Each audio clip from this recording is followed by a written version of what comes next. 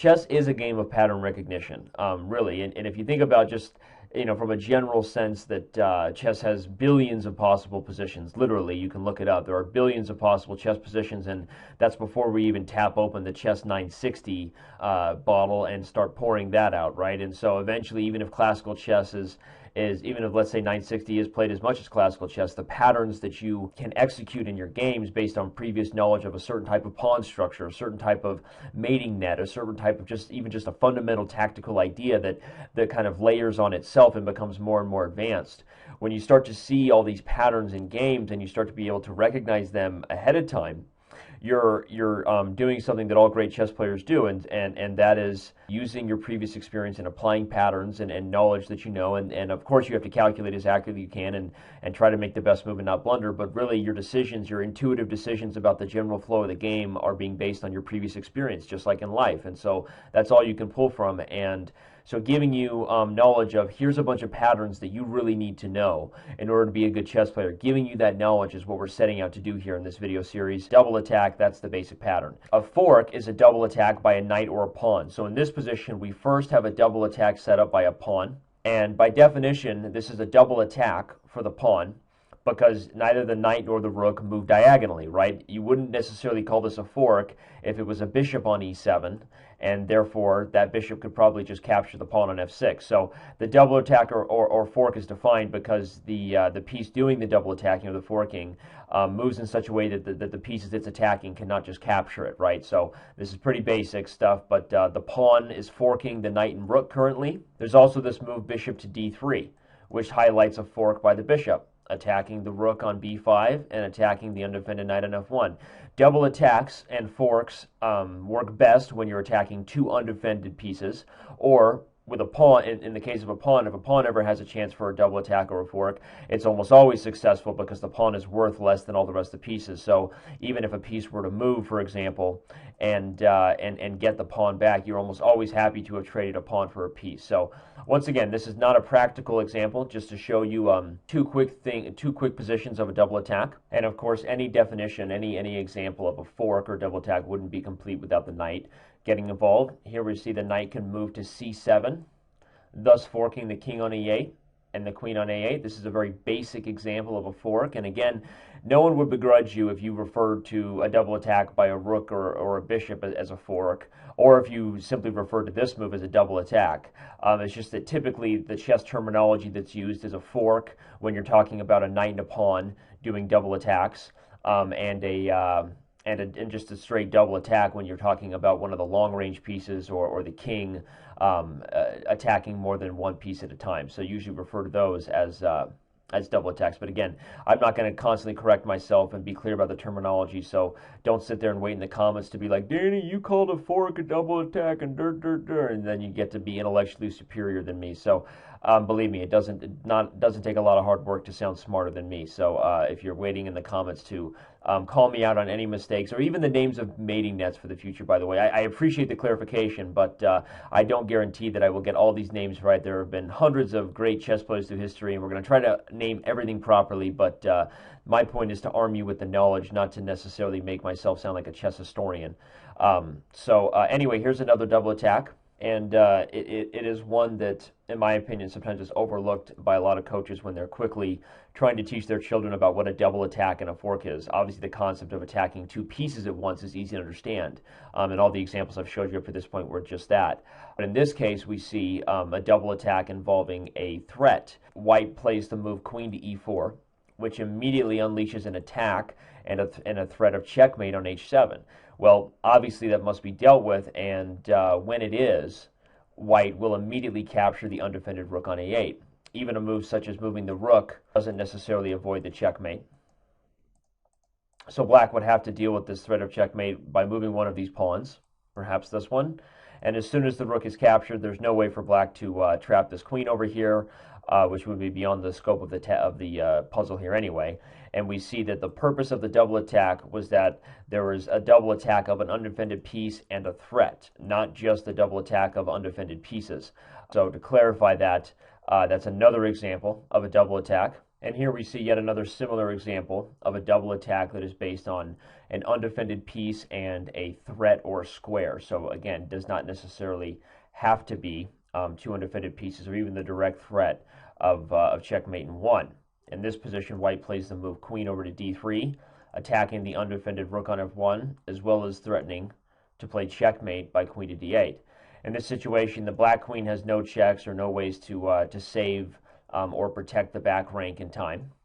And when black either must move the rook to a safe square and allow the checkmate, or surrender to the fact that he just went from a winning endgame, queen and rook are better than a queen and knight, to a losing endgame because he must free the back rank and give up the material and head into a lost endgame. So again, here we see a double attack based on a threat or an undefended square. What we eventually will start to see is that a double attack is a repeating thing in so many other combinations. We're going to get to discoveries and discovery double checks, which by definition are double attacks, and even many forms of decoy and deflection and clearance sacrifices and overloading ideas and removal of the defenders are in many ways you could define them. Well, by definition, you're threatening two things at once, so that's also a double attack. So you will see that the double attack and the fork in their most purified nature are very simple. You're attacking two things at once, whether it's two undefended pieces or the threat of something and perhaps even just the threat of something and the threat of another thing, or the threat of something and an undefended piece. So the concept of a fork or a double attack should be clear. I could go on with hundreds and thousands, and of course you can find many throughout the internet. So we're going to move on to the next most common one, which is the pin. To define a pin, we start with a very, very commonly reached position, especially on the levels of amateur play when players first learn the concepts of developing all their pieces and they're focused on attacking the center without much deeper planning going on past that. We see that here white has two pins in the position, one being an absolute pin and one being a relative pin. Now, this is important because generally the pin happens so often in chess games that some are more let's say, lethal than others, right? In this case, neither one of these pins is really that deadly. We're just using them to highlight a point that when bishops develop, oftentimes they will naturally pin knights. With black, of course, also had the option last move to develop to pin a knight. So pins happen very often in the opening stage when bishops develop to attack knights. The difference between an absolute pin and a relative pin is that an absolute pin means a piece is pinned to the king.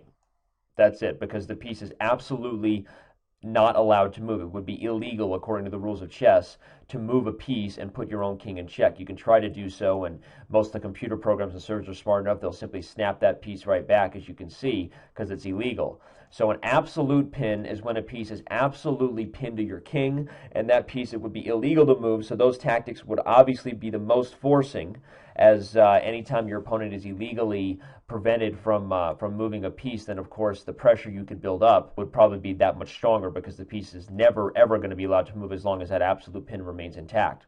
Now, a relative pin is almost as lethal, because generally you would almost never be in a situation to move a knight and give up a queen for any piece behind it, even if that knight were pinned, let's say, by a rook along a file to the queen. You would rarely be in a position where moving the knight would get you something more valuable than losing a queen for a smaller piece. So a relative pin is also a very, very strong tactic. But what we'll point out is that the absolute pin is the most forcing. We're going to do a few more examples of that.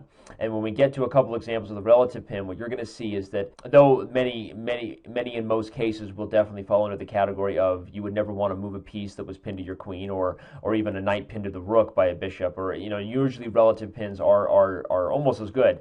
Relative pins, when used well, can quickly turn into discover tactics, which would be a case where if there was a moment to move the piece that's pinned to attack something more valuable, often then the piece that is behind it, the piece that was pinned, can be now considered to be attacking the former pinner, the piece that was pinning.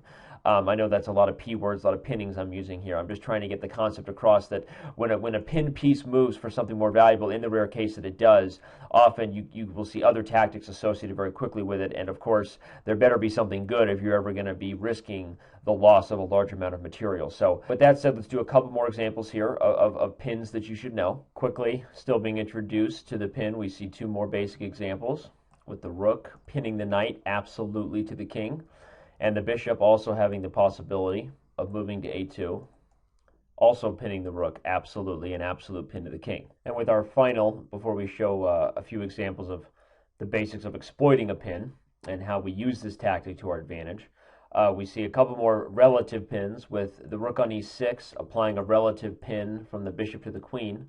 And in this case, we see it as not a very lethal or powerful pin because, one, a rook would not really be interested in giving itself up for a bishop if the queen could just easily capture back. And without other threats against this pinned bishop, this would be kind of a dud, right? A dud pin. Whereas in this case, we also have a bishop, we also have another pin to the queen, but in this case, because the bishop is less valuable than the rook, the bishop being worth 3 and the rook being worth 5, obviously this is a powerful pin because the rook doesn't want to move in the case of losing the queen.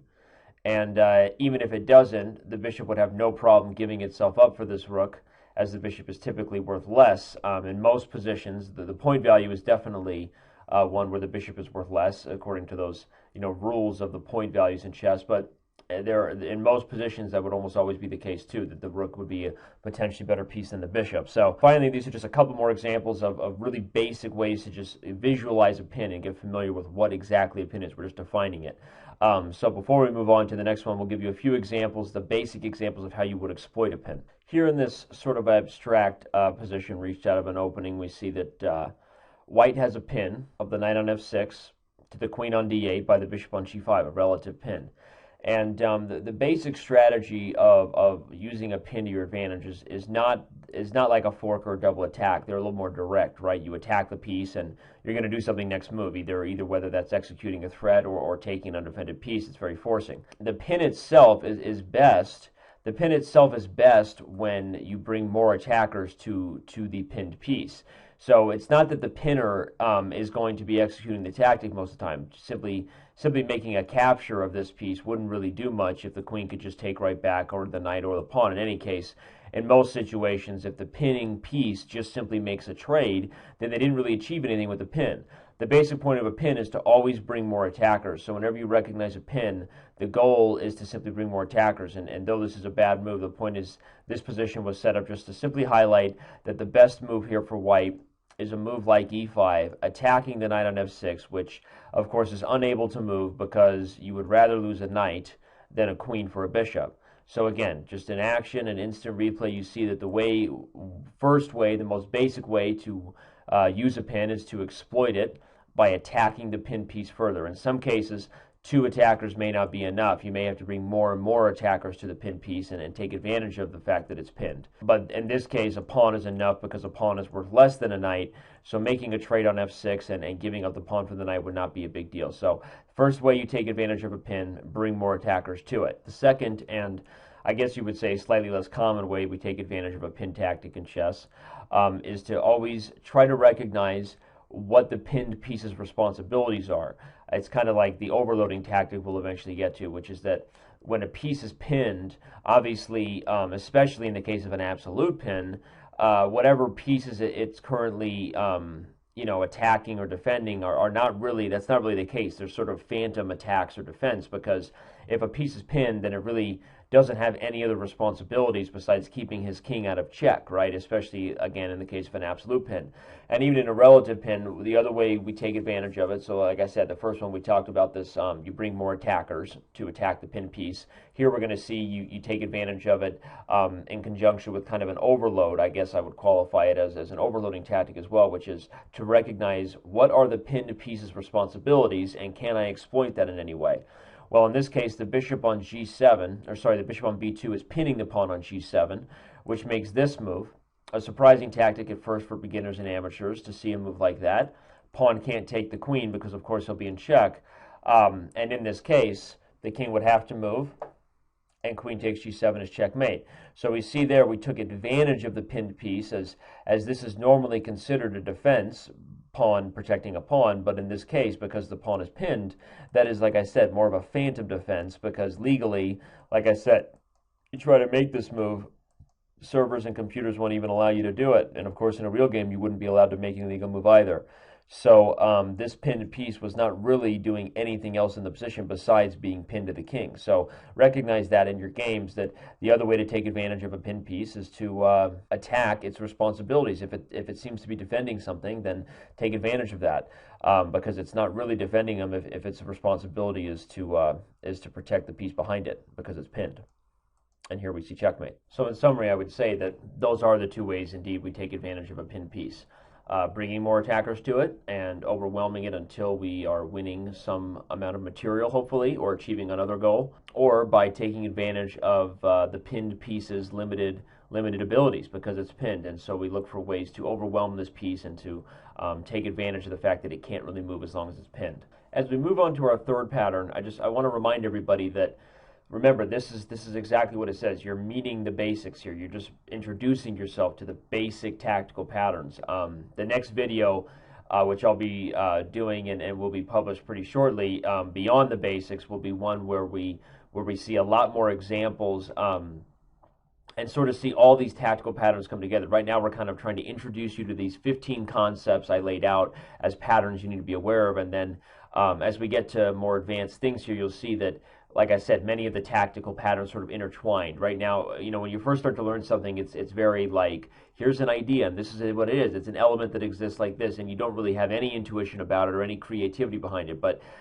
once those things are sort of cemented in your brain, then you start to see, them on a much deeper level and see how all the tactics kind of are intertwined and all that stuff. So I just want to remind you that this is really basic right now. We're literally just introducing you to the different types of tactics so that you know how to recognize them. And in the next video, beyond the basics, we will already be seeing all of these again on much more advanced levels and a lot more trickery and really important patterns that you should know.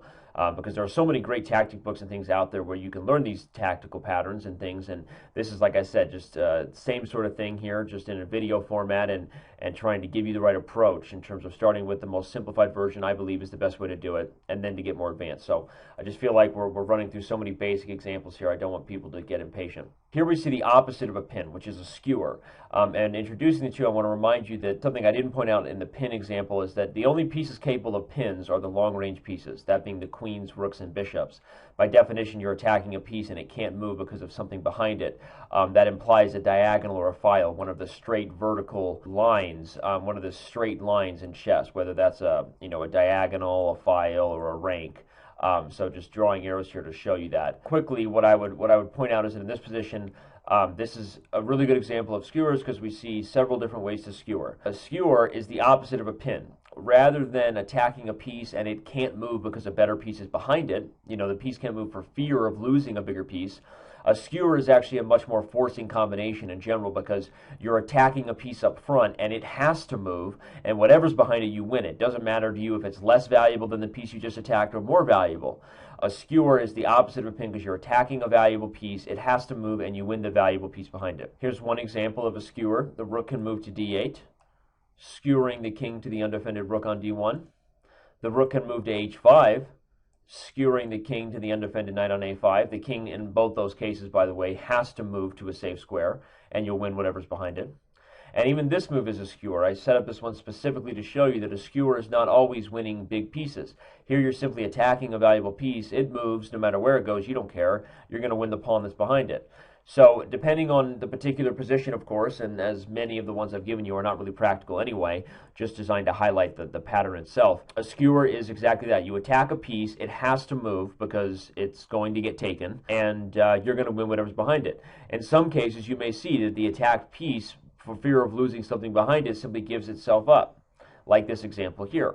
The white rook moves to g1, attacking the queen, and skewering it to the g7 pawn for fear of the fact that the black queen can't simply move for fear of checkmate. So in some ways you could actually call that a pin. You see how tightly they are related, the pin and the skewer, right? Because technically the threat of checkmate should be considered more valuable than the queen, despite the fact that she's the first lady of chess, and we always know that no one wants to lose the queen, right? But it'd be hard to call it a pin in the sense that a pawn itself is not more valuable than the queen, right? But usually a pin is you're attacking the less valuable piece, and it doesn't want to move because there's a more valuable piece behind it.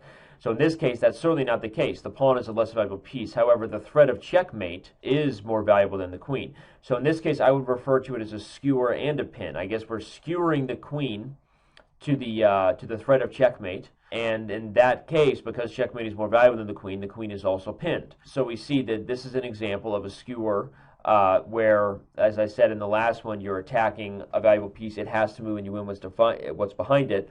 I wanted to highlight that in some cases, what's behind it is maybe as valuable, or your opponent just makes a practical decision, says, hey, I obviously can't give up what's behind it, so I have to give up the piece that's now being attacked. And I wouldn't necessarily call that a pin. I would still refer to this as a skewer, skewering the queen to the pawn, but under technical terms, I'm not sure exactly what we would call it. But the most important point here, of course, is that you understand the pattern, not that I'm getting the names right. Perhaps one of the most famous examples of a skewer, seen as one of the climax positions in the Searching for Bobby Fischer movie with Josh Waitzkin. A lot of people saw that movie and inspired a generation of chess players. But the end of that long, drawn-out, over-exaggerated, and dramatized for television combination, which of course is true, and we all love it. That's TV for you folks.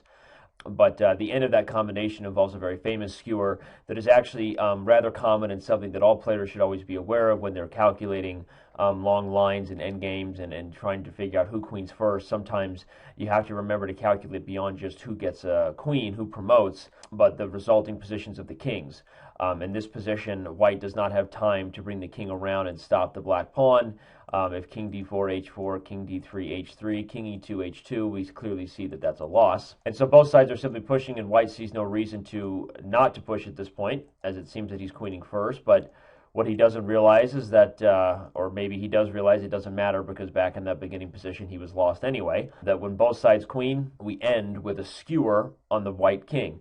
Most pieces would not be as valuable as the queen, but the one piece that has to move when he's attacked is the king, right? When you attack the king, he's in check, so he has to move. So most cases you would give up any piece rather than lose your queen behind it. But in the case of a king being attacked, you don't have a choice but to move your king, and you lose what's behind it. So again, this is a very, very famous skewer we can see in action that ends this long line of advancing the pawns and both sides promoting, and a very good one to be familiar with, a very famous skewer. To summarize the skewer here, I'm going to use an example that is actually used in that article linked to the right of the video. I've been trying to avoid doing that to give you the most exposure possible, but because this position highlights a skewer for us repeatedly over and over and in such a beautiful fashion, I think it's a great way to highlight exactly what a skewer is. Here white plays the move rook to a8, seemingly a sacrifice, trying to deflect or let's say decoy the queen to the square. We'll get to decoys and deflections. If the rook is captured, we skewer the king and queen, and we win the game. So the queen has to move. Moving to e6 would also walk into a skewer. Moving to d5 would actually walk into a pin. So we see the skewer and the pin are brothers, and they remain linked in many ways, as we've already shown. Moving to c4 would allow another skewer. Moving to b3 would clearly lose the queen, and so moving to a2 seems to be the only other remaining safe square. But after rook takes a4, another exclaim of Iach, queen has to go back to the square it started on. We go back to the square we started on, and that's something pretty. And now the a2 square is no longer available, so the last remaining square is h7, and we climax this position, bring it to a close with the move bishop to g6, deflecting the queen to g6 in a forcing way, and we end with the skewer of the king on the queen. So if that position doesn't highlight for you exactly the power of the skewer and a pin and how they work well together, then you're a lost cause. No, seriously, you're not a lost cause. Nobody's a lost cause. But let's just say you're a chess player that only your mother can love. Also highly offensive. Way to go, Danny. Great. Okay, so now we're going to move on with the summary of the skewer and the three most fundamental tactics: the double attack and fork, which I consider one, the pin, and the skewer, which we took a lot more time on just to really get those ingrained in you, because they repeat more often than anything in chess. And so to give you that quick summary, here you see the big three, as we're calling them, the first three tactical patterns of our list of 15 that we've covered here in part 1.